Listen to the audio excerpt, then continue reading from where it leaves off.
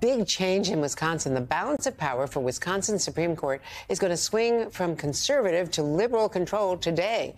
A new liberal justice will be sworn in this afternoon at the state capitol, potentially impacting policy changes on everything from abortion rights to redistricting. And joining me now is NBC's Shaquille Brewster from Madison, Wisconsin, former Republican Congressman from Florida, David Jolly, and NBC senior political editor Mark Murray. So, Shaq, why is this shift so significant? How could the Wisconsin Supreme Court now reshape policy in the state?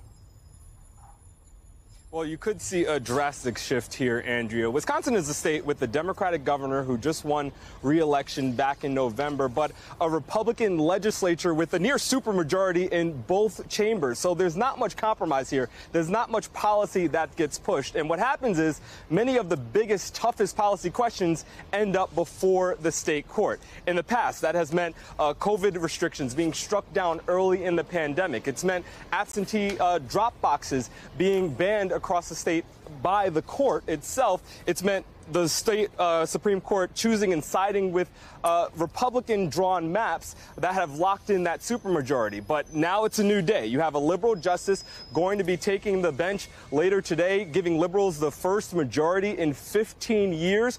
The cases that we know are likely to come before this court, likely even in this next term, one being abortion. Whether or not the abortion ban currently in place, a near total ban on abortions here, whether or not that remains legal, whether or not that stays in place. You also see liberal groups already launching lawsuits against the election laws in this state, trying to have the court revisit its decision on drop boxes and absentee voting. And then we know election challenges. This is a state where the court came one vote away from overturning or flipping the election results back in 2020, siding with former President Trump, or almost siding with former President Trump. Election challenges in the future will come before this existing liberal Supreme Court. So that's why you're seeing so much action, so much attention on the swearing in that will take place later today. It's why this was the most expensive Supreme Court race in country's history, and it's why that race was called the most consequential election of this year, Andrea.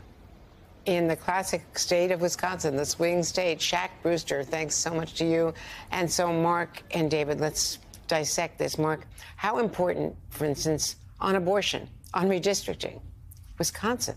Yeah, as we know, Joe Biden ended up winning Wisconsin by about 20,000 votes. And almost every race outside of that Supreme Court race from several months ago almost always comes down to 10 or 20,000 votes. And so Shaq's exactly right when it comes to abortion, redistricting, but also what he ended up saying at the very end about the legal challenges. And Andrea, if this is shaping up to be a very close election in 2024, as a lot of the polling ends up suggesting, those kind of legal challenges and how the Supreme Court ends up ruling in the state of Wisconsin could be determinative. And let's widen the lens and talk about that polling, the Siena College poll, New York Times, 43-43. You know, it doesn't get any closer, and obviously there's margin of error on both sides that can go up or down, but we're talking about a general election matchup between a former president who has been multiple, 2 indictments already, more to come potentially, he says himself, and, someone who's accomplished a lot in the White House, but hasn't gotten, the White House doesn't think, fully credit for it, as well as facing an age issue, according to the base. Yeah, Andrea, and it's just not that this one New York Times Siena poll that shows a competitive potential rematch between Joe Biden and former President Donald Trump. It's almost every poll that we have actually seen over the last several months, including our own NBC News poll. And what we do end up saying is, like, yes, we're all bracing ourselves for what could be a very competitive rematch. And when you dig into these numbers, Andrea, we end up seeing that Joe Biden is lagging among some key demographic groups that really carried him to victory in 2020. Talking about women. He's winning among women, but not as well, according to the New York Times Siena poll. He's doing well among African Americans, but not as well as in 2020. He's doing well with independents, but not as well as 2020. And for Democrats, if they are bracing for an incredibly competitive rematch against Donald Trump, they're going to need every single inch of that Democratic coalition that got him to a 4.5-point national popular vote lead, which was still really close in 2020. When you look look at the Electoral College and all of the disadvantages that they've got in the Electoral College.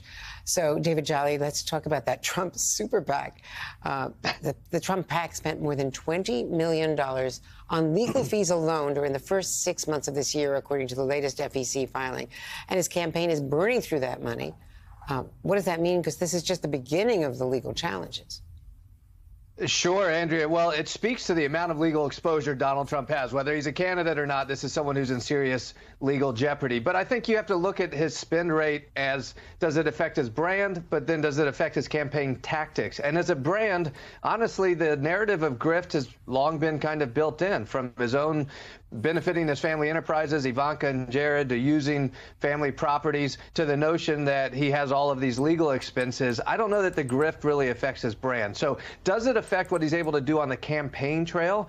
Earned media or paid media is what candidates look at. Earned media is the ability to go on TV with your commercials. Arguably, Donald Trump needs that the least. I mean, his paid media is to go on TV. He needs that the least because his earned media, he's perhaps the most talked about person in the planet. So I don't know that it affects his ability to actually get out there and campaign like limited resources would affect Ron DeSantis, Tim Scott, Nikki Haley, and others. And, David, do you think that people contributing to Donald Trump in the campaign realize that the money is going to pay for his attorneys, a wealthy man, you know, by his own account, a billionaire, multi-billionaire, if he really is, but certainly wealthy enough to pay his own lawyers? Do you think they care if they know? I think the percentage of small dollar donors that read the fine print is probably pretty low. So they're probably surprised today. But if you're supporting Donald Trump on anything, you're probably there on everything. So I don't think it affects his strength as a candidate right now in the GOP primary. Mark Murray, do you agree in terms of what Donald Trump supports? I mean, the base is happy to pay. And at the same time, Ron DeSantis is running through his money and has got some big $1 million donors, but doesn't have as many small donors. Yeah, I agree with what David ended up saying. I just kind of look at the fact that that one PAC ended up spending more than $20 million in 6 months on legal fees. If we're extrapolating that out for another year, that could be even getting closer to $100 million. That's a lot of money. By anybody's count. Mark Murray, David Jolly, thanks so much to you guys.